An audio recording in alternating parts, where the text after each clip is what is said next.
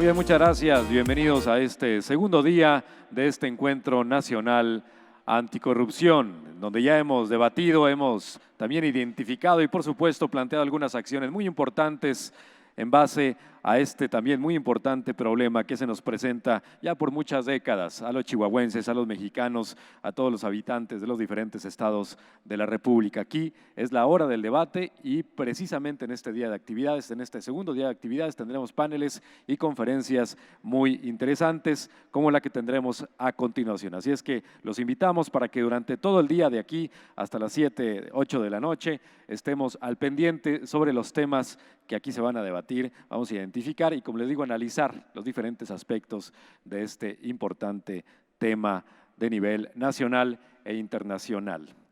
Le doy la bienvenida a la persona que va a presentar al siguiente conferencista en esta conferencia magistral que se llama Estadísticas para dimensionar la corrupción en México.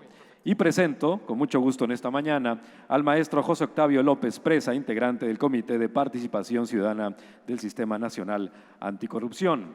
Él es licenciado en Actuaría por la Universidad Anáhuac, además maestro en Ciencias por el Instituto Tecnológico de Massachusetts, integrante del Comité de Participación Ciudadana del Sistema Nacional Anticorrupción. También fue miembro por 3 años del Comité de Participación Ciudadana del Sistema Nacional Anticorrupción, consejero fundador de Causa en Común, coordinador del libro Corrupción y Cambio, esto en 1998, publicado por el Fondo de Cultura Económica, y autor del ensayo La rendición de cuentas en la política social, esto en el año 2002, de la serie Cultura de la rendición de cuentas, Auditoría Superior de la Federación. Recibamos con un fuerte aplauso al maestro José Octavio López Presa. Maestro, bienvenido. Bueno, buenos días a todos. Es un honor estar aquí con ustedes en este bello estado y que está haciendo un esfuerzo muy importante para que el tema de la corrupción no quede como algo nada más empírico y anecdótico, sino que sea una lucha efectiva que dé resultados a la población. Tengo también el honor y gran gusto de presentar a mi amigo Adrián Franco Barrios, que es maestro de Gestión y Política Pública por la Universidad de Manchester, Inglaterra. También es maestro en Administración Pública por el CIDE y es licenciado en Ciencias Políticas por la UNAM. Adrián y yo nos conocemos desde el año 97. 97. Cuando él regresaba de Manchester lleno de proyectos, lleno de ilusiones, mucha energía. Y bueno, estábamos haciendo los pininos, ¿no?, de cómo utilizar la tecnología para mejorar los servicios públicos, pero también combatir la corrupción. En aquel entonces no había nada de estadística en relación a trámites o a actos públicos, y se nos ocurrió poner en operación un sistema que después se convirtió con la Ley de Transparencia y Acceso a la Información en las obligaciones de transparencia de los entes públicos, pero que en aquel tiempo lo llamamos Tramitanet. Y Tramitanet era el compendio de todos los trámites públicos. Impulsábamos que se hicieran a través de Internet en la mayoría de los casos. Obviamente era un esfuerzo así como titánico, porque las resistencias eran gigantescas, pero pues en esas aventuras y en ese proyecto tuve la suerte de conocer a Adrián, y ahora Adrián pues es quien lleva a cabo todas las estadísticas anticorrupción en el país. Así es que, Adrián, estoy muy entusiasmado de que estemos aquí juntos compartiendo esta mesa, y pues ya, te toca a ti hablar. Muchas gracias.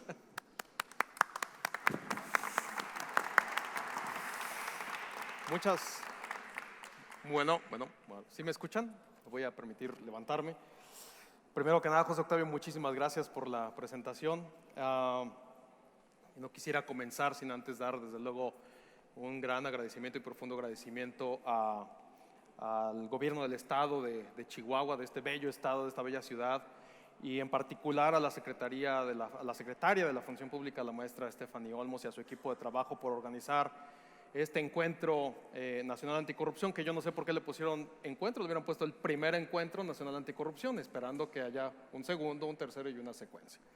Desde luego muy agradecido, José Octavio. En efecto, hace ya un poquito más de 2 décadas yo tuve el honor de conocerte, de trabajar contigo, y ese ímpetu con un gran liderazgo nos llevó a hacer muchas cosas con muchas limitaciones en ese entonces. Bueno, además de ese agradecimiento a todas y todos ustedes por estar aquí, por compartir, por permitirme compartir con ustedes información y algunas ideas, si me pone la presentación por favor, algunas ideas sobre cómo dimensionar la corrupción, cómo medir la corrupción en nuestro país. Para ello, más o menos aquí en el salón hay 200 personas sentadas, otras tantas de pie. Me han dicho que son prácticamente, el señor gobernador dijo ayer que solamente 4 estados no estaban aquí. Yo veo que está más o menos distribuido entre hombres y mujeres, hay más o menos una distribución de grupos de edad también. Se me hace que podríamos asumir que esto es más o menos representativo de la población mexicana. Quisiera hacerles unas preguntas para ver si el café ya funcionó en todos nosotros y ya nos despertamos. Lo primero es preguntarles y pedirles que levanten la mano a aquellas personas que hayan ido el mes pasado al cine con su pareja o con alguien. Por favor, levanten la mano. Okay. ¿Quién toma el café con leche? Son los que toman café, ok. ¿Quiénes de ustedes fueron víctima de un delito durante todo este 2018? ¿Quiénes han sido víctimas de un delito? El delito que sea. No es proporcional. ¿Quiénes de ustedes perciben o piensan que el gobierno de la entidad en la que viven tiene prácticas de corrupción frecuentes? Anímense, señores, esto no es representativo. Venimos a un foro que tiene que ver con corrupción y nos da pena hablar de corrupción. ¿Son los de Chihuahua? No, no creo. No, hay muchos que no me parece que son de Chihuahua. Bueno, son muy pocos en realidad, son no representativos. Y ahora la pregunta de fuego es: ¿quiénes de ustedes han participado en un acto de corrupción? ¿Como víctimas? ¿Como actores pasivos o activos? Levanten la mano bien. Eso es más representativo. Muchas gracias. Bueno, miren, hablar del tema de corrupción nos es muy complicado porque al final del día,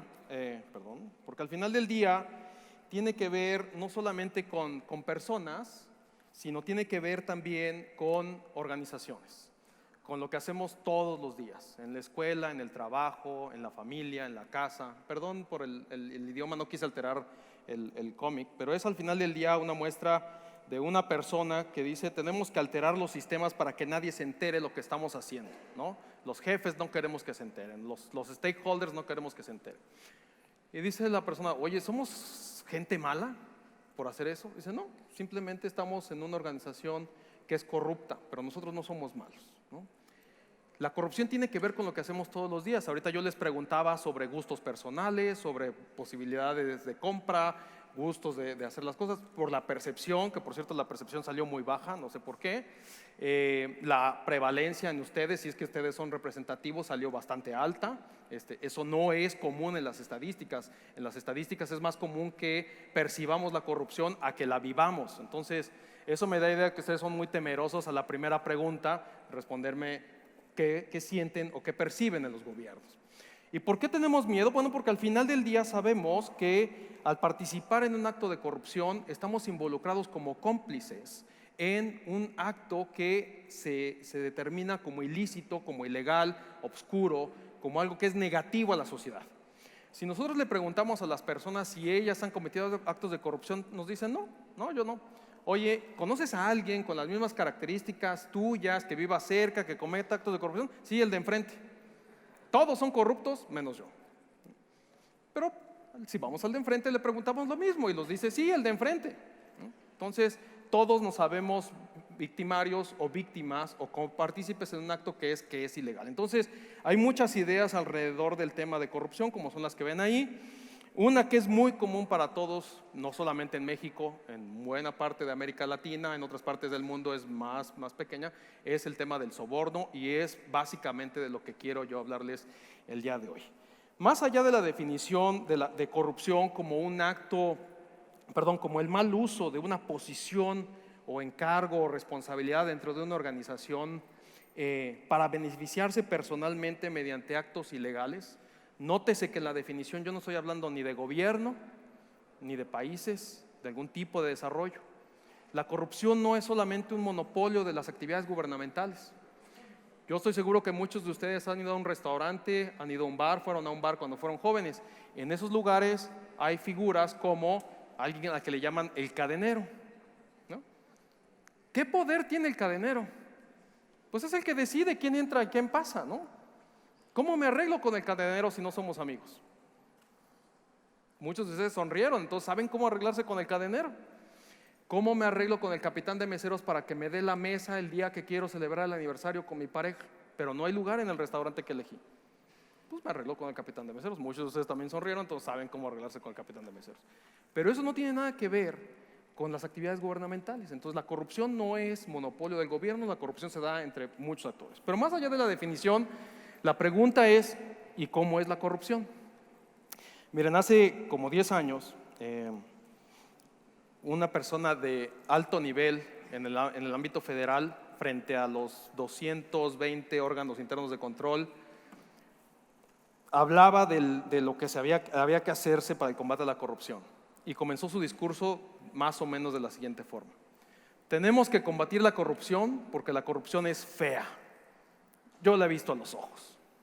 Yo no sé si fea es la mejor descripción de la corrupción. No lo sé. Pero lo que sí sabemos es que la corrupción es colectiva. Es decir, no solamente es de una persona, es de dos, al menos. De una organización, de un grupo de personas que pues, ocupan tareas o que hacen tareas de manera clandestina. Eso quiere decir que es oculta, que no es abierta. Hay casos en los que nosotros podemos ver pasando el crucero a un policía extorsionando a una persona que se acaba de pasar el alto o que simplemente la paró por estarse mal estacionado. Pero además es clandestina y es oculta porque no deja un rastro visible. Yo no sé si de los que participaron en actos de corrupción aquí, cuando participaron les dieron un recibo o un ticket por el pago del acto de corrupción. Y si se los dieron, díganme, porque yo ando buscando registros de esos. No hay registros. Entonces es clandestina y es oculta por eso, y eso la hace muy difícil de visibilizarla. José Octavio, cuando platica esta anécdota, pues lo que nosotros buscábamos eran rastros de eso y hacer modelajes. Tuvimos que hacer scouting trámite por trámite en el ámbito federal para ver dónde había riesgos de corrupción, porque pues no deja rastro al final del día. El corrupto es más inteligente que las reglas y que las normas y los mecanismos de control. Él va siempre adelante. Él va siempre adelante y con esas características es todavía una ventaja para él. ¿Es irregular e ilegal? Sí, porque en ningún marco legal se establece que podamos establecer un beneficio individual a partir de un acto ilegal. Hay algunos mandatos en algunas empresas, sobre todo en Asia, que aceptan la corrupción como parte de un proceso de ampliación de la planta productiva o de las empresas. Y se reconoce y es más, se hace exenciones de impuestos. Pero eso en los códigos de ética de las empresas de nivel más desarrollado evidentemente está anulado y hay sanciones para ello. Es racional y eso lo hace muy difícil de combatir. ¿Qué significa que es racional? Pues que es algo inteligente. La persona tiene que maximizar un beneficio y más si ve que no hay castigo. Si ve que no hay castigo, pues me sigo. ¿Maximiza un beneficio el cadenero? Sí. ¿El capitán de meseros? Sí. ¿El jefe de compras del gobierno? Sí, claro que sí. ¿El jefe de compras de una gran empresa? También. ¿El policía maximiza un beneficio? Sí. ¿Es ilegal? Sí, pero lo maximiza y eso lo hace muy difícil de combatir. Entonces, si sabemos que es racional, es decir, que es una cosa que es inteligente, bueno, pues es compleja. Usualmente es organizacional y sistémica, la caricatura lo refería. Imaginen ustedes una gran organización, la que quieran, y pensar que solamente hay un corrupto al interior de esa organización es muy difícil. Es muy difícil.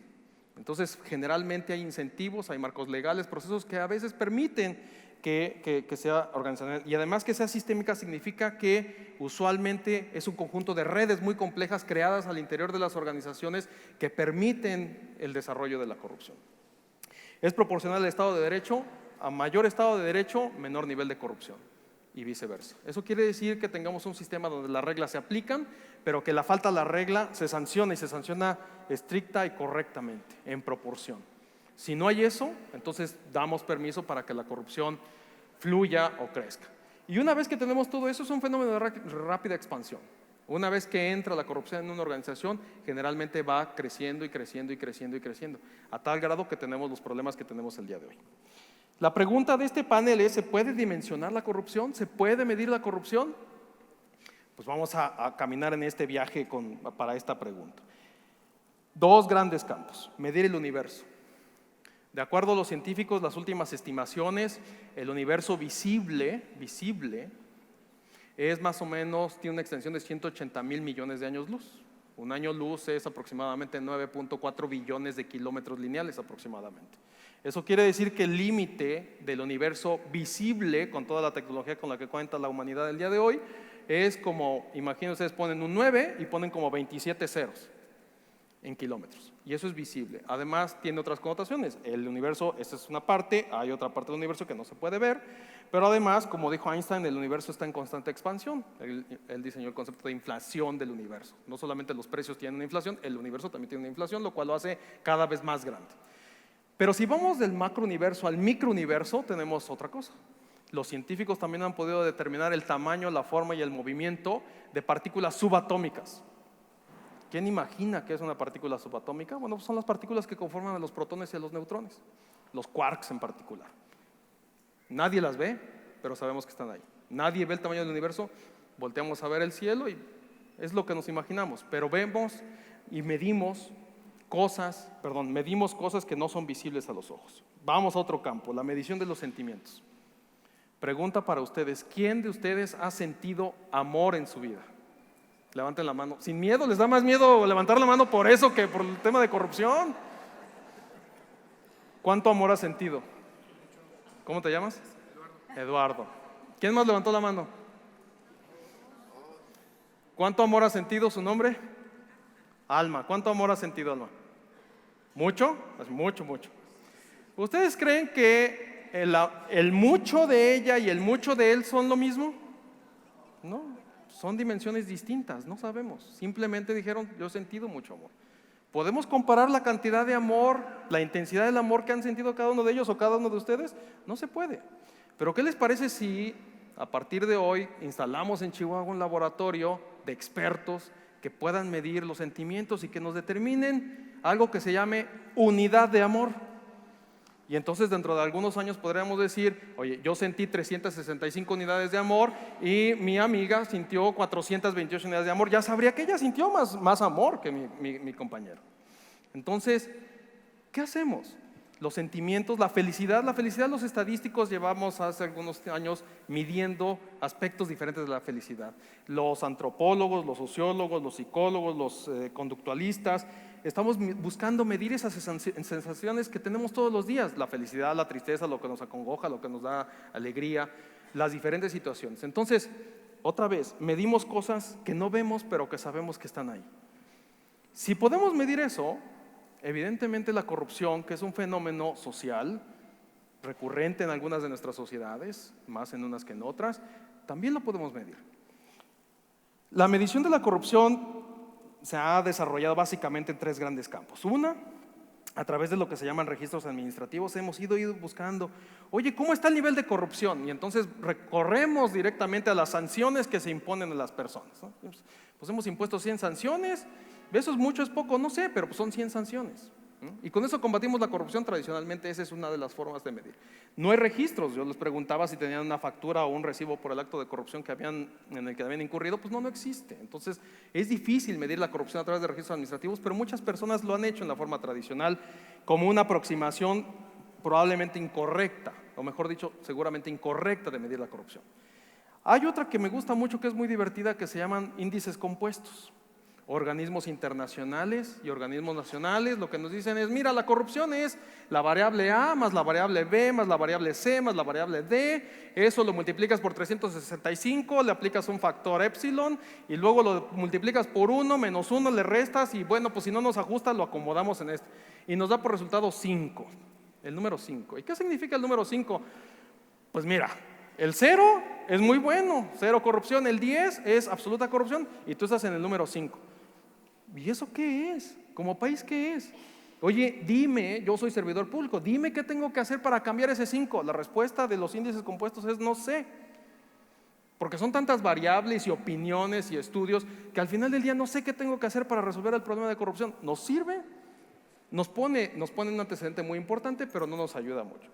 Y hay otras mediciones muy concretas que son las que quiero compartir con ustedes hoy, que tienen que ver con la percepción y con la experiencia de actos de corrupción, de la vida real de la corrupción.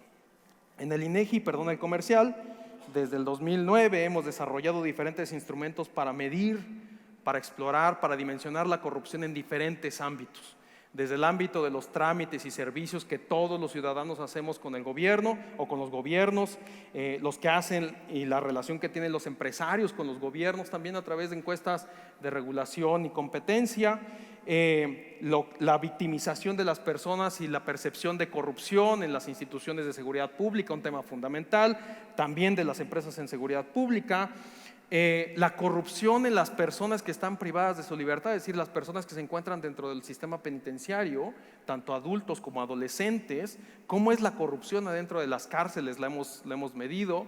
En las policías, en las corporaciones policíacas, una encuesta que vamos a sacar próximamente, una nueva encuesta, entrevistamos a 60,000 policías de todo el país para preguntarles muchas cosas, entre ellas cómo es la corrupción adentro de las corporaciones, ¿no? Su visión. Y desde luego tenemos censos de gobierno, que son datos que sacamos de todos los 2,459 gobiernos locales, incluyendo las alcaldías de la Ciudad de México, de los 32 estados, de las procuradurías, de los tribunales, de los gobiernos, de las administraciones públicas. Todo eso para saber en diferentes ámbitos cómo es la corrupción en nuestro país. A nivel internacional, desde hace algunos años, se concretó un esfuerzo en el que más de 190 países, Estados miembros de las Naciones Unidas, definieron algo que se llama la Agenda de Desarrollo Sostenible.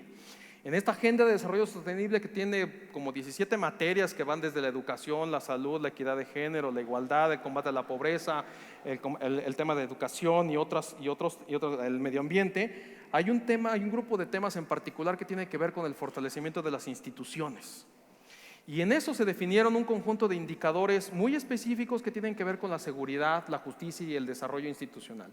Y hay 2 indicadores que tienen que ver con corrupción. Es decir, a nivel internacional la discusión acabó en que la corrupción no solamente es factible de medirse, sino que se debe medir y se debe reportar para que los países sepamos cómo estamos. Esos son los 2 indicadores. La transcripción es literal, pero a lo que refiere es el número de personas o de empresas que han tenido un contacto con un servidor público y que ese servidor público de manera ilegal les pidió dinero para alguna transacción. Son el 1651 y el 1652. Esa es la convención internacional y todos los países ahorita se están peleando con esto. Prácticamente, déjenme presumirles, esto es orgullo para México, prácticamente ningún país puede dar respuesta a esto. México sí. Y ahorita les voy a mostrar por qué. Entonces, esos son los indicadores. Sabemos que falta mucha metodología, sabemos que falta desarrollo científico para la medición de la corrupción, y por ello es que la Oficina de Naciones Unidas contra la Droga y el Delito, más el Centro de Excelencia para Estadísticas de Gobierno, Seguridad y Justicia que tenemos en INEGI junto con las Naciones Unidas, más el INEGI y otros organismos de Naciones Unidas y otros expertos, desarrollamos algo que se llama el Manual para medir la corrupción a través de encuestas de soborno. Va a ser presentado en 10 días en la Conferencia Internacional Anticorrupción en Copenhague. Es el primer esfuerzo internacional para verdaderamente empatar los esfuerzos de medición de corrupción y dejemos de estar dando tumbos en este tema. Entonces, ¿se puede dimensionar la corrupción? Sí, sí se puede dimensionar la corrupción. Esa es mi respuesta para esos efectos. Vamos a ver 3 grandes elementos en la medición de la corrupción. El primero de ellos es la percepción sobre la corrupción. Es importante. ¿Qué pasa cuando le decimos a un gobernante, oye, la percepción de este fenómeno, la percepción dice, es percepción, no hagan caso? No, la percepción es la suma, es resultado, perdón, ya se me cayó esta cosa, la percepción es resultado de muchas cosas, entre ellas la experiencia propia, de lo que nos dicen los que nos rodean, de lo que observamos que sucede en el entorno y de la experiencia histórica. Es decir, la percepción es la suma de muchas cosas, no solamente una ocurrencia. Entonces la percepción es importante. En la pantalla ustedes ven cómo percibimos la corrupción, ¿no? Como el problema principal de la entidad. Se entiende que en el país, para las personas, todas las personas de este país, ¿sí?, percibimos como el primer problema de nuestra entidad, 7 de cada 10, la inseguridad y la delincuencia. Pero en segundo lugar, el primer problema es la corrupción. 6 de cada 10 personas en las entidades perciben ese problema como el problema principal de su entidad. Y hay otros temas. Vamos a las unidades económicas o los negocios. Los negocios tienen una visión diferente del fenómeno. Lo primero que les preocupa es la inseguridad y la delincuencia, 6 de cada 10, el bajo poder adquisitivo de la población, los impuestos, y solamente el 16% de las empresas dicen que el principal problema de su entidad es la corrupción. Hay dos visiones distintas de la corrupción, y vamos a ver por qué es esta visión distinta. ¿Esto es histórico? Sí, es histórico. Si ustedes observan la línea de arriba, la curva de arriba, lo que refiere es la percepción de como el principal problema en las entidades por parte de las personas, decíamos 6 de cada 10, y en la segunda es para las unidades económicas. Ven ustedes, es una tendencia que no cambia a través del tiempo.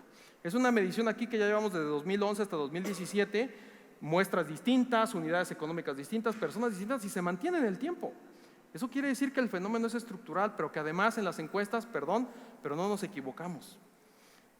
Esto es una receta muy sencilla para… Si me prestan otro micrófono, por favor. Es una receta muy sencilla para cuando ustedes observen alguna encuesta. Perdón, muchas gracias.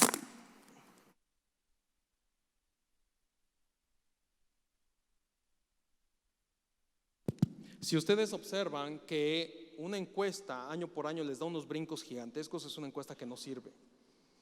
Es una encuesta que se prueba contra sí misma. Una encuesta que tiene esto en muestras distintas, años distintos, la misma metodología, prácticamente las mismas preguntas, y se mantiene constante, eso nos está dando idea del tamaño del fenómeno y de la estructuralidad del mismo. ¿Es frecuente la corrupción en las entidades? En el caso de las personas, 9 de cada 10 nos dicen sí, es muy frecuente o frecuente la corrupción en las entidades, es el mapa morado. Y en las unidades económicas es el 82%, 8 de cada 10 empresas nos dicen sí, unidades económicas nos dicen sí, es frecuente. Qué curioso, las unidades económicas, 8 de cada 10 nos dicen que es muy frecuente la corrupción en sus entidades, pero solamente el 16% dice que es un problema. Es una visión muy peculiar. En el caso de las personas, bueno, es más consistente. ¿Cómo nos vemos nosotros frente a la corrupción? Tanto cómo vemos a las instituciones que nos rodean, a los cuerpos sociales e institucionales y a las personas. Observen ustedes desde arriba hasta abajo. Policías, gobierno federal, diputados y senadores, gobiernos estatales, 9 de cada 10 personas consideran que son instancias sociales, instancias gubernamentales que tienen muy frecuente actos de corrupción, esas 4. Gobiernos municipales, ministerio público, jueces y magistrados, 7, 8 de cada 10 dicen ahí hay corrupción frecuente o muy frecuente. Instituciones religiosas, 40%. 4 de cada 10 personas piensa o percibe que en las instituciones religiosas hay corrupción. Y después vamos a otro campo, el campo de las interacciones sociales. Nuestros vecinos, nuestros familiares y nuestros compañeros de trabajo. En el caso a nivel nacional, 26% de las personas percibe que sus compañeros de trabajo incurren en actos de corrupción de manera frecuente o muy frecuente, los vecinos 23% y los familiares 19%. Puse el caso de Chihuahua, es el único caso en el que vamos a meter aquí al estado, porque es muy curioso. Chihuahua percibe en las instituciones con menos nivel de corrupción, las personas de Chihuahua, la población percibe a las instituciones con menos nivel de corrupción, pero percibe a las personas con más alto nivel de corrupción. Si ustedes observan, 3 de cada 10 personas en Chihuahua percibe que sus familiares o que los compañeros de trabajo incurren en actos de corrupción de manera frecuente, muy frecuente. 3 de cada 10 es 30%. Y en el caso de los vecinos, una cuarta parte, 25%. Eso es inverso al nivel nacional. Hay un tema de interacción social en la población en el estado de Chihuahua. A las instituciones públicas, ese botón verde, por cierto, que aparece por ahí, es para que aquellos que tienen que tomar decisiones tomen esto como un referente. Y aquí, ¿cuál es el referente? El referente es que preguntándole a las empresas y preguntándole a las personas, nos dicen prácticamente lo mismo. 8 de cada 10 nos dicen que hablando de instituciones relacionadas con la seguridad pública, el más corrupto es la policía de tránsito y el segundo es la policía municipal. Y después pues ya vienen otros, los jueces, los policías ministeriales, el Ministerio Público, Procuraduría, la Policía Estatal, la PGR, el Ejército y la Marina. Entonces, foco. Cuando pensemos en un programa de corrupción no pensemos en abarcar todo. Vámonos por la Policía de Tránsito y vamos a la Policía Municipal. Es de las primeras cosas que uno tiene que abordar.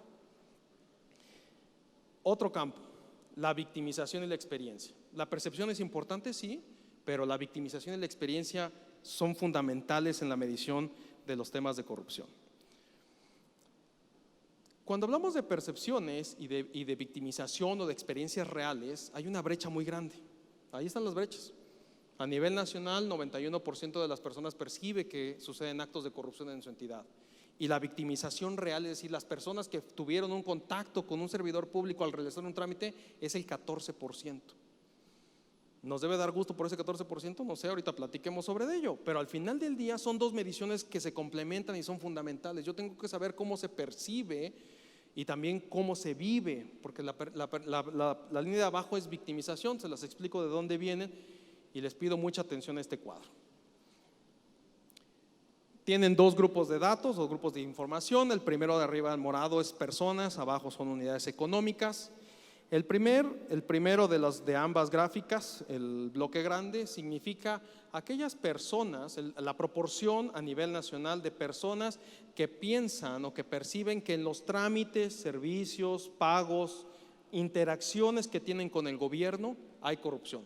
Los que piensan, los que creen o los que perciben. 62% de las personas, 52% en las empresas. Segundo bloque. Es el conjunto o la proporción de la población a la que un familiar, un amigo cercano, alguien cercano le dijo: oye, hay corrupción, voy a ir a pagar la tenencia. Uy, no, te va a ir muy mal. Voy a ir a verificar el auto en la Ciudad de México, te va a ir muy mal. Oye, tengo que hacer una exención de impuestos. Uy, te va a ir muy mal. Tengo que pagar el agua, solicitar una recontratación de luz, tengo que ir a pagar el predial, tengo que ir a registrar mi inmueble, tengo que ir a sacar una licencia de construcción, una licencia de tránsito, te va a ir muy mal. Ese 47.5% es esa relación de las personas que me dicen que me va a ir mal, el 29%. Pero esas mismas personas, todas esas mismas personas y esas mismas empresas nos responden ya en la expansión de los datos a nivel nacional que cuando fueron a realizar los trámites y servicios es el 14.6%. Estas son las víctimas de los actos de corrupción en concreto. 14.6% es el nivel nacional, eso lo podemos ver por entidades, eso es muy importante. Aquí yo les presento solamente el nacional, vamos a ver el otro. Y el 10% de las empresas tuvieron un acto de corrupción al realizar cualquier trámite o servicio o interacción con alguno de los gobiernos, estatal, federal o municipales. Estos datos tienen dos naturalezas. Una es que eso es alto o es bajo comparados con otros países. No lo sé, no lo sabemos. Porque México es, si no el único, probablemente de dos países que hemos llegado a esta medición. Esta medición es producto de varios años de haber hecho experimentos con la estadística, de haber trabajado con encuestas de victimización. Prácticamente el manual que les mostré está basado en esto. Ese es el impacto de México en las mediciones internacionales. La definición de que los indicadores hayan quedado en ODS es en buena parte porque se demostró que sí se puede medir la victimización y nos quitamos del tema de la percepción y pasamos al tema de la victimización real, de los actos de corrupción. Entonces esos dos. La otra naturaleza que tiene entonces es que nos permite dar respuesta a los indicadores internacionales, ¿no? 14.6% es la proporción de las personas que tuvieron un contacto con un servidor público para realizar algún trámite o servicio y les fueron victimizados, y el 10% de los negocios. De hecho, en este caso, por ejemplo, una comparación, es casi la misma probabilidad en el país de ser víctima del acto delictivo más frecuente, que significa ser robado o asaltado en la calle o en el transporte público en el país, que ser víctima de un acto de corrupción. Es la misma probabilidad.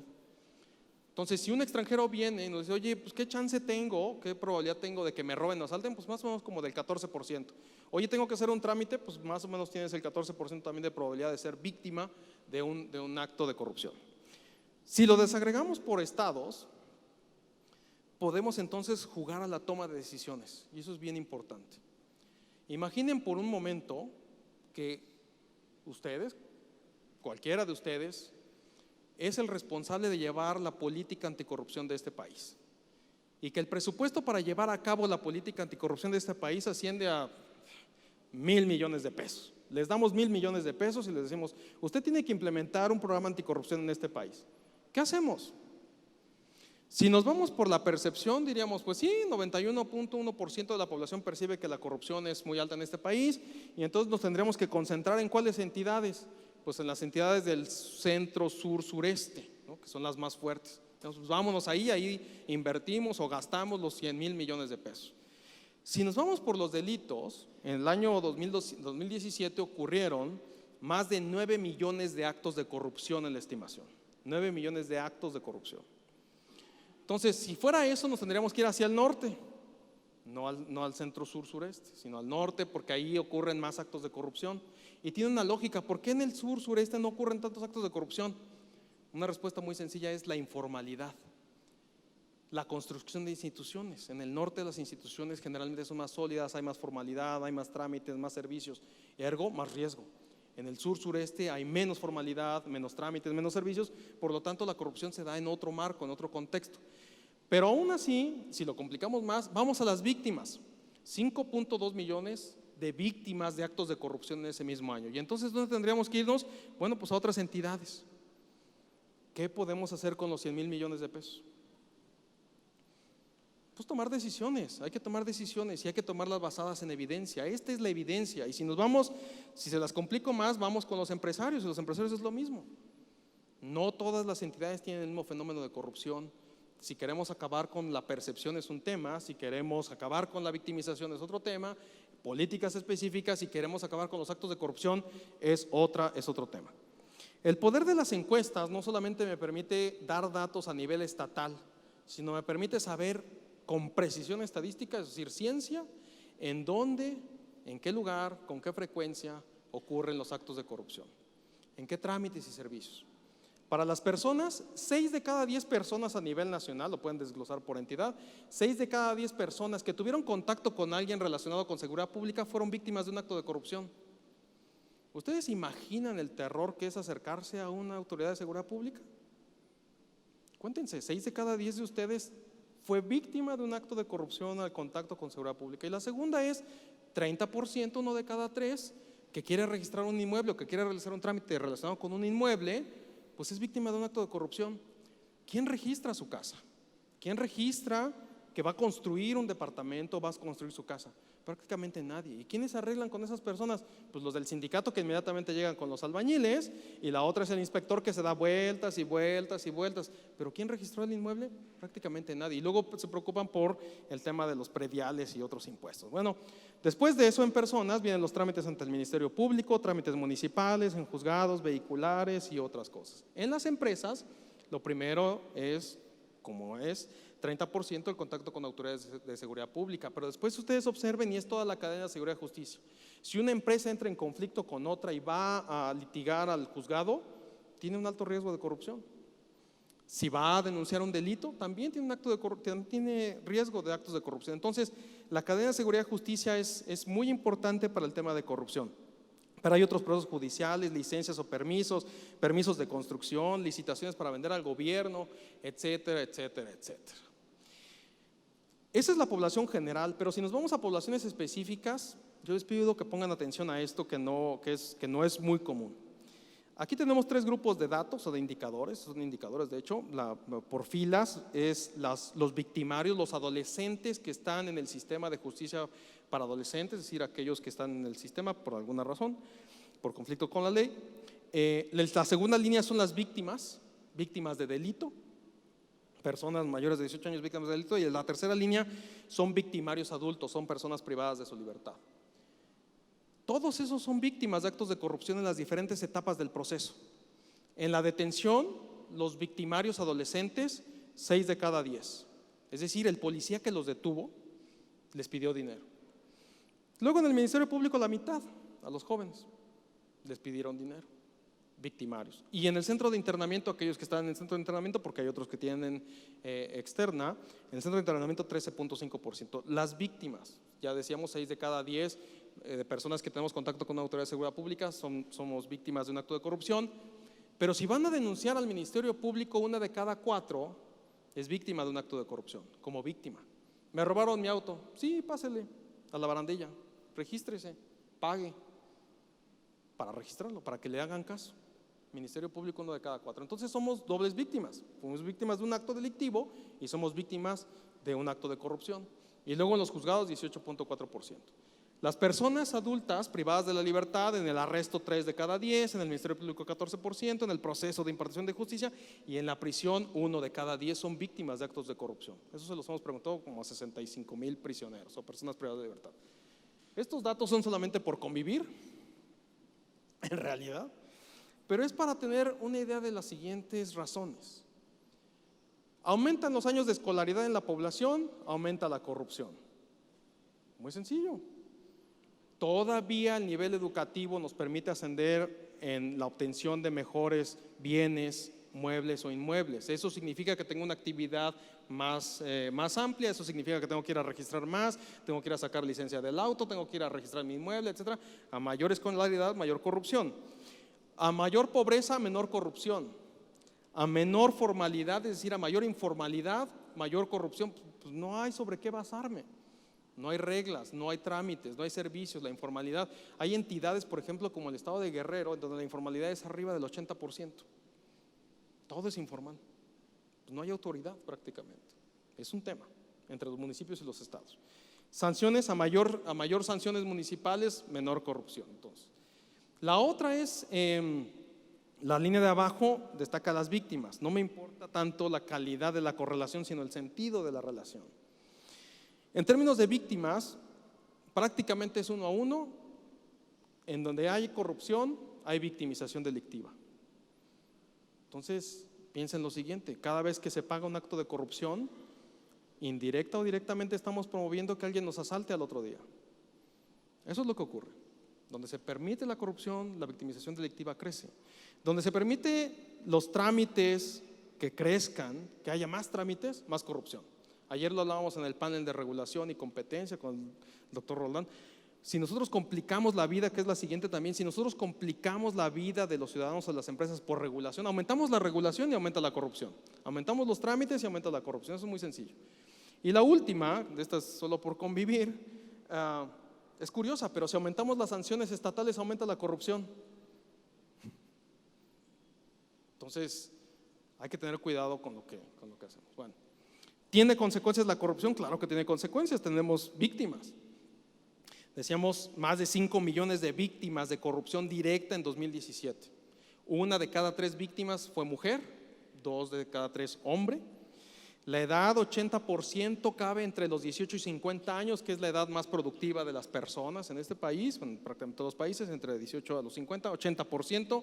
Y la escolaridad, 81% cabe entre haber tenido licenciatura, preparatoria o secundaria. Pero aumenta, decíamos, sí aumenta el nivel educativo. A mayor nivel educativo, mayor victimización en el tema de corrupción. ¿Qué otra consecuencia tiene? Pues tiene un costo. El tema de los costos de la corrupción es un tema muy divertido. Un día uno va manejando y ve uno en el periódico: la corrupción cuesta al país 25% del PIB. Atentamente, organización XXXXX. La corrupción cuesta el 9% del PIB. Ese es un tema de hace 25 años, 22 años. ¿Cómo se saca el 25% del impacto de la corrupción en el PIB? Nadie lo puede explicar científicamente. No hay un soporte científico para eso. Y lo peor es que hay quien puede creer que ese 9% o 10% o 20% o el que haga más escándalo, el que les guste, pareciera que está en una bóveda guardado, lo puede sacar para aplicarlo a un programa. Ese dinero no existe. Es una referencia.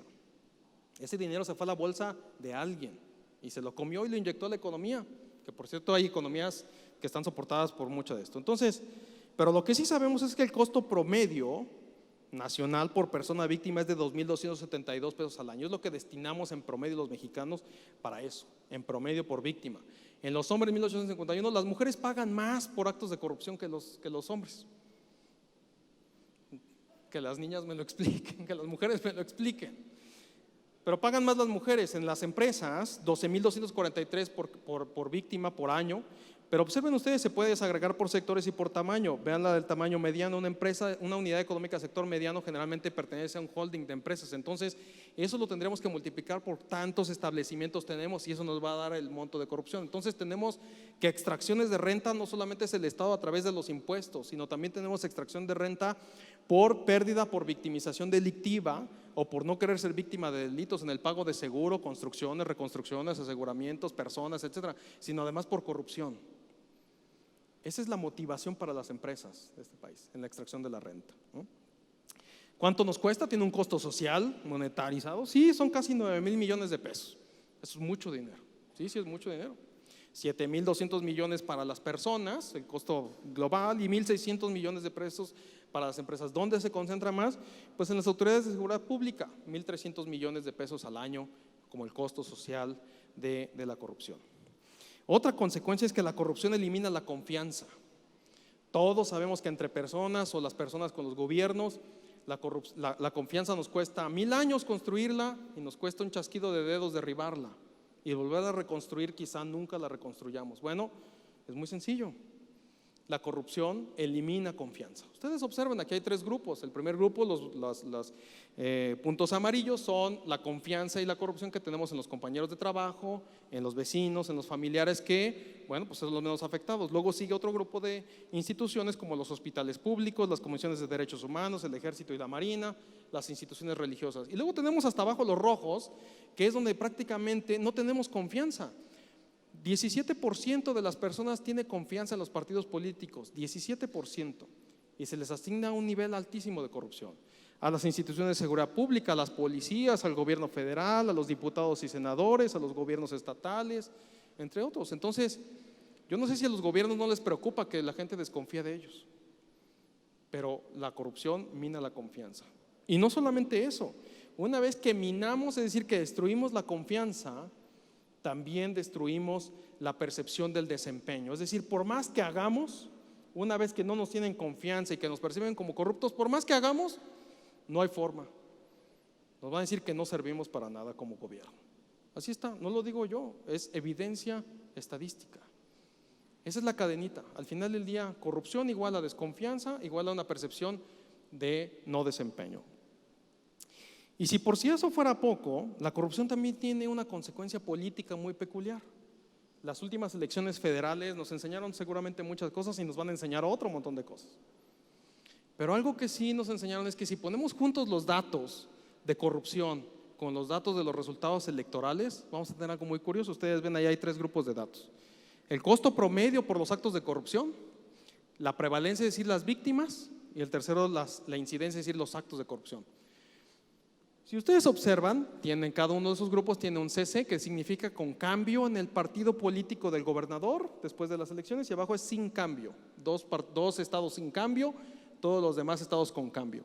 Ustedes observen, los que tuvieron más alto el costo promedio cambiaron de gobernador, de partido político en el gobierno del estado, pero aún más, los que tuvieron más víctimas de corrupción cambiaron de gobierno, de partido político de gobierno, y los que tuvieron más incidentes, es decir, más actos de corrupción, también cambiaron de partido político.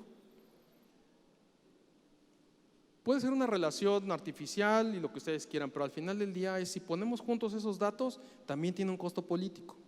Y seguramente muchos políticos aprenderán de esta lección.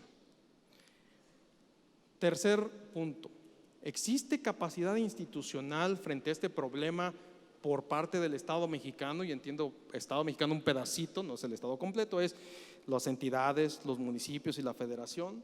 Es una buena pregunta. ¿Cuál es el mercado potencial de corrupción directa, de la pequeña corrupción, no de la gran corrupción, no de las cosas tan complejas como el doctor Roldán nos explicaba ayer en las licitaciones de medicamentos, de implementos médicos, que son muy complejas, técnicamente son muy complejas, las bases de licitación? No, la victimización directa, la que sufrimos los ciudadanos día con día. El mercado más o menos es estimado en 365 millones de trámites y servicios e interacciones entre personas y los gobiernos. 1 millón de estas cosas por día. suceden en todos los gobiernos, en todo el país. Ustedes ven ahí, se concentran pues, en la Ciudad de México, en el Estado de México, Guadalajara, Monterrey, porque son los que tienen más población, pero también tienen más actividad de muchas razones. De esos 365 millones, tenemos, perdón, ¿esta qué? Ay, no, esta no es. Sí, perdón ustedes. De estos 365 millones, aumentemos más de 76 millones que tienen que ver de trámites y servicios que hacen las empresas, las unidades económicas. Entonces tenemos más de 400 millones de trámites y servicios todos los días y de interacciones. El poder de la estadística nos dice cuáles son los problemas que enfrentan los ciudadanos y los empresarios cuando van a hacer un trámite o servicio. El 46% enfrentó un problema. Es decir, si ustedes lo hacen lineales, tú no tuviste problema, tú sí, tú no, tú sí, tú no, tú sí, tú no. Cuando fueron en fila a hacer un trámite o servicio de cualquier naturaleza ante cualquier gobierno. Es la mitad de la población que va a un gobierno y tiene un problema. 46.5. ¿De qué tipo de problemas tuvieron? Bueno, van desde las largas filas, desde que los horarios no eran restringidos, el costo excesivo, no se exhiben los requisitos, tuve que cambiar de papeleo, obtuve información incorrecta, los requisitos, es decir, le complicamos la vida al ciudadano. ¿Quieren resolver esto en los gobiernos? Búsquense a alguien con un enfoque desregulador, simplificador, que le haga vida fácil a los ciudadanos. Todas estas, ustedes dirán, oye, ¿la larga fila tiene que ver con actos de corrupción? Yo le pregunto a cualquiera de ustedes si está dispuesto a pasar 4 horas de su tiempo para pagar o para hacer un trámite cuando su jefe les está llame y llame en el celular y tienen una reunión urgente ese día. Y si no llegan al trabajo los corren, ¿Qué vale más? ¿Su trabajo o estar 4 horas parados en la fila? ¿Y qué harían si una persona se les acerca y les dice, oye, ya vete, pero pues dame para el refresco? Pues le dan para el refresco. Dijimos que era racional, ¿no? Yo no voy a perder mi tiempo en la fila para estar ahí y perder mi trabajo. Lo mismo en un acto delictivo. Entonces, ¿es racional? Sí. Esto es un potencial riesgo para la corrupción de todos los días. De acuerdo a las unidades económicas, es decir, los empresarios, ¿por qué incurrimos en actos de corrupción? ¿Por qué incurren las unidades económicas en actos de corrupción? Esto fue muy divertido cuando sacamos este dato. Los empresarios dicen 6 de cada 10 que es para agilizar trámites. Ya lo saben. ¿Para qué es la corrupción? Pues para agilizar trámites, para evitar multas o sanciones, ¿no? 4 de cada 10, para obtener licencias y permisos, para evitarme la clausura del establecimiento, es decir, para que el negocio nazca o crezca y se desarrolle. Pero lo saben y lo asumen. Por esta razón, o por estas razones, es que solo el 16% de las unidades económicas ven a la corrupción como un problema. Ellos lo asumen como parte de su vida cotidiana. Porque saben que si no es así, muchos de ellos ni siquiera existirían, no crecerían, se cerrarían las inspecciones, las verificaciones, los trámites, los licenciamientos, etcétera, etcétera. Ellos lo saben, no lo digo yo. Esta es una encuesta realizada a cerca de 40,000 unidades económicas de todo tamaño y todo sector en el país. Población específica. En el caso de las unidades económicas, es para nacer, crecer y desarrollarse. ¿Ustedes se imaginan cómo es la vida en las prisiones de adultos y en los centros de internamiento de los jóvenes? Aquí está una fotografía. Dijimos que 10% de las personas privadas de la libertad, adultos, y 13% jóvenes pagan actos de corrupción de manera frecuente. ¿Por qué pagan actos de corrupción las personas privadas de su libertad? ¿Para exentar el pase de lista? ¿Para tener acceso a un teléfono? ¿O para tener dispositivos electrónicos? ¿Eso es legal? ¿Es permitido en un centro penitenciario? No, pero se paga para tenerlo. ¿Qué se dice del tema de las extorsiones? Que vienen de los centros penitenciarios, ¿no? ¿No es racional invertir en pagar tener un teléfono para poder hacer extorsiones? Pues claro que es racional, es una inversión. Eso es para tener una actividad ilícita dentro de un sistema, dentro del centro penitenciario. Pero ¿qué tal para sobrevivir? Como cambiar de celda a dormitorio, para tener agua potable 35%, para el cambio de celda a dormitorio 40%, para acceder al servicio médico, psicológico, escolar 30%, para recibir comida 28%, para ir al juzgado, que es una obligación, un derecho 26%, por protección 17%. Entonces es para sobrevivir, para tener agua, comida o un lugar para dormir. es donde se paga. ¿A quién se les paga? A los custodios 87% o al guía técnico, que es la misma función, el 80%, dentro de las prisiones. ¿Y a todo esto alguien la denuncia? No, nadie denuncia corrupción. Solo 4.6%. Esta es de las cosas que sí tienen una cifra negra muy grande. Más del 95% de las víctimas de corrupción no la denuncian. En el caso de las empresas, más del 80% alrededor. ¿Por qué las personas no denuncian corrupción? Pues porque es inútil, porque nadie le da seguimiento, porque es una pérdida de tiempo, porque obtuve un beneficio, porque la práctica de la corrupción es común, porque falta tiempo, porque no tengo tiempo, por miedo a represalias, porque no sé ante quién denunciar. ¿Quién denuncia? A mí me gustaría preguntarle de nuevo, muchos años después, a las contralorías, ¿por qué tenemos tanta fe en la denuncia de la corrupción si nadie denuncia? Estamos tomando decisiones con menos del 5% si nos vamos a las quejas y a las denuncias de corrupción, y destinamos aparatos gigantescos para atender eso. ¿Funciona? No funciona, nadie denuncia. Yo no sé si alguien de ustedes compraría una casa conociendo solamente el 5% de la información, o se casaría con alguien teniendo el 5% de la información de la otra persona. No lo sé. Digo, tal vez habrá algunos, pero al final del día una decisión racional no puede basarse solamente en el 5% de la información.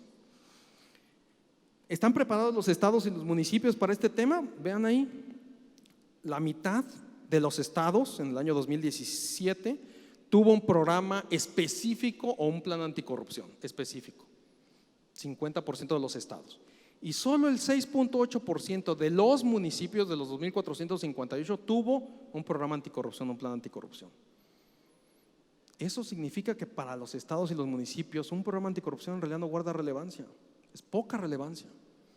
Es poco relevante. ¿Y qué tienen allá adentro los programas anticorrupción? Bueno, pues lo tradicional. Mecanismos de denuncia, 88% en los estados. Declaración patrimonial de servidores públicos, que además es una obligación, ni siquiera es parte de un programa, es una obligación. Análisis de riesgos y actos de corrupción, difusión y capacitación, generación de más reglas, ¿no? Tratamiento, adquisiciones y obra pública, identificación de trámites en el 60%. Si nos vamos ya de los programas a la capacidad instalada, el 100% de los estados tuvieron una oficina de control interno. Está bien, una contraloría. 60% en los municipios. De ellos, más o menos 6.584 servidores públicos en las entidades en el país estaban en estos temas, 8.000 en los municipios. Eso significa menos del 1% de la proporción del total de las administraciones públicas. Menos del 1%. ¿Debería de crecer? No lo sé. Más bien lo que hay que crecer es la calidad de eso. No sé si la proporción de la persona, pero sí la calidad de las personas que hay ahí, los métodos de investigación, los métodos de conocer, los métodos de atender el tema. Eso es lo que hay que crecer.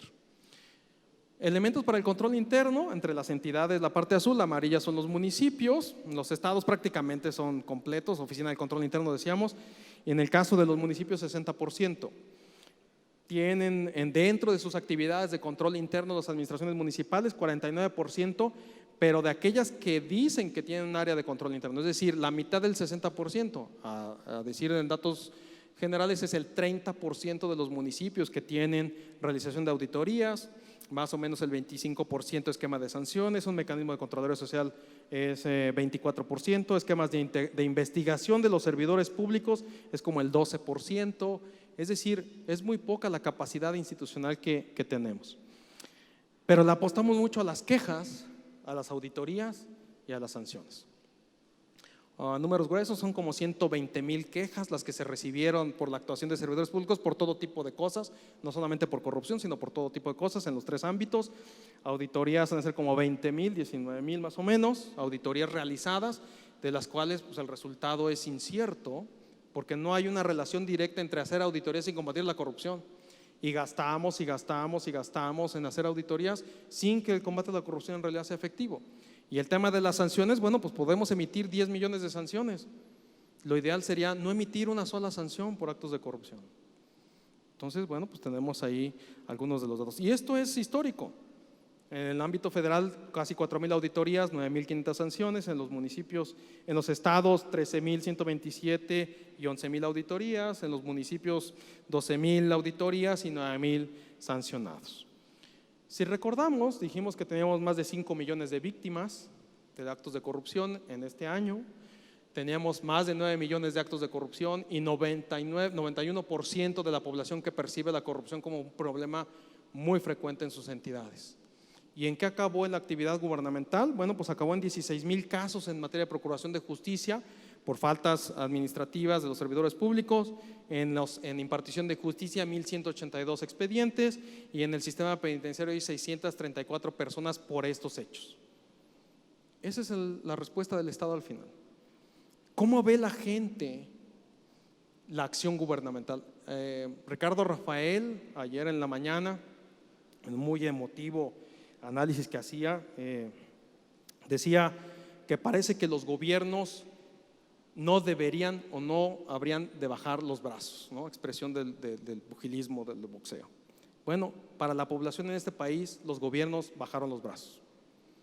Si ustedes observan esta tendencia histórica del conocimiento que tienen las personas de las acciones que realizan los diferentes gobiernos para combatir la corrupción, venimos de 12.7%, casi alcanzamos el 17.8%, bueno, 7.4%, 18% en 2012, 2013, 14, 15, 16 y en el 17 llegamos al 9.6%. Es el año en el que, por lo menos en las mediciones que hacemos, menos observa la gente que los gobiernos hacen algo para combatir la corrupción.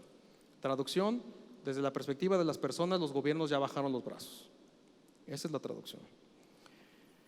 Y finalmente, políticas públicas anticorrupción. Yo soy estadístico, yo no hago políticas públicas. Me gustaría, pero yo hago otras cosas. Yo proveo datos para que alguien haga políticas públicas. Pero lo que sí puedo ayudarles es a entender la evidencia estadística, la evidencia científica que les permita a ustedes tomar decisiones y no estar jugando como a las piñatas, con los ojos vendados y a ver si le pegamos. Primer tema: usar mediciones adecuadas. Y adecuadas significa usar mediciones precisas. No ocupemos la primera plana del periódico que decía que el 25% del PIB era el costo de corrupción. Eso no nos ayuda, no nos sirve. Necesitamos precisión estadística en los trámites, en los servicios, en los riesgos de corrupción, en dónde andamos, qué capacidad institucional tenemos, qué programas, qué capacidad de inteligencia tenemos. Eso es lo que necesitamos, mediciones adecuadas para diseñar y evaluar programas o políticas anticorrupción. Y subrayo, sin gastar un peso adicional. El INEGI, perdón el comercial, el INEGI es la institución del Estado mexicano que tiene por principal obligación producir, y póngale todos los verbos que quieran, producir información estadística para que se tomen decisiones para el desarrollo nacional. Mi trabajo es hacer que la información que yo produzco, que mis colegas producen todos los días y que producimos todos, la ocupen ustedes en la toma de decisiones. Esa información tiene un costo de 0 pesos. ¿Por qué? Porque es la institución del Estado. Ya la pagaron todos ustedes, ya la pagamos. Nuestros impuestos pagaron esa producción de información. Es frecuente que yo vaya a las entidades por X o Y razones y los gobiernos me dicen: es que acabo de contratar una consultoría muy buena que me da datos y que me da un programa. Cuando los empiezas a revisar, dices: mira, gobernador, te vieron la cara, estos son mis datos, nomás te los pusieron en un PowerPoint, los reciclaron y te los dieron. Yo te los hubiera dado por 0 pesos. ¿Cuánto te costó? 20 millones. Contratos de 15 millones, 20 millones, 10 millones, lo que quieran ustedes, lo que imaginen ustedes. Les ven la cara. La información es gratis y es la información con la más alta precisión y calidad estadística. Esto es ciencia, esto no es estar jugando a ver si la atinamos o no. Entonces es gratis, ocúpenla.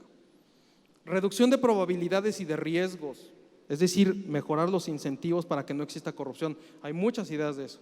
Ayer hablábamos en el panel con el doctor Hopa y con las colegas. Simplifiquemos, hagámosle más fácil la vida a los ciudadanos, no los hagamos complicados. Parece que queremos abarcar todos los tramos de control y lo único que hacemos es incentivamos a la corrupción. Desregulemos, simplifiquemos los trámites y servicios, la solicitud de servicios públicos. Alguien ayer decía también: hay que mejorar el capital humano. No puedo estar más de acuerdo con eso. Lo que tenemos que incrementar es la calidad de las personas que estamos en el servicio público, no solamente en el combate a la corrupción, sino los que están en la ventanilla, los que están atendiendo a las personas, los que tienen los procesos de adquisiciones, licitaciones. Démosle certeza. La incertidumbre para los servidores públicos, y a José Octavio y a mí, durante estos 20 años que hemos viajado juntos en esto, nos ha costado hacer entender a las administraciones públicas que tener un buen servicio profesional de carrera, con buenos incentivos, para darle certeza, para que la gente se capacite, se prepare y tengamos una vida digna, es muy difícil. Y esa es una de las claves para tener un menor riesgo de corrupción. Minimizar el contacto humano en las funciones de gobierno. Ustedes saben que de todos esos 365 millones de trámites y servicios, prácticamente el 80% se hacen directamente en la ventanilla. Los únicos que no se hacen así son los trámites fiscales, algunas solicitudes de servicio. Pero para concretar el trámite tengo que ir a una ventanilla. ¿Qué significa eso? Pues que lo pongo en contacto con alguien y que tiene riesgos. No significa que sea una relación 1 a 1, pero si ya vimos que el 12% de las personas que se forman para hacer un trámite son víctimas, eso quiere decir que tenemos que minimizar. Además, las tecnologías de la información y comunicación nos permiten hacer eso. Todos portamos un celular. Hay más celulares en este país que personas, muchos más. Y teléfonos inteligentes, no teléfonos chiquitos. Esos son herramientas muy útiles para los trámites y servicios, para minimizar el contacto humano, incrementar la vigilancia externa, sociedad civil, ¿no? Medios de comunicación, académicos, expertos, el CPC, el propio sistema.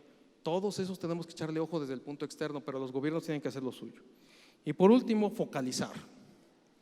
Yo no sé por qué a los servidores públicos les cuesta o nos cuesta tanto focalizar. Foco. Si les doy los 100,000 millones, ¿cuántos dijimos? 1,000 millones de pesos, van a decir todo, quiero hacer todo.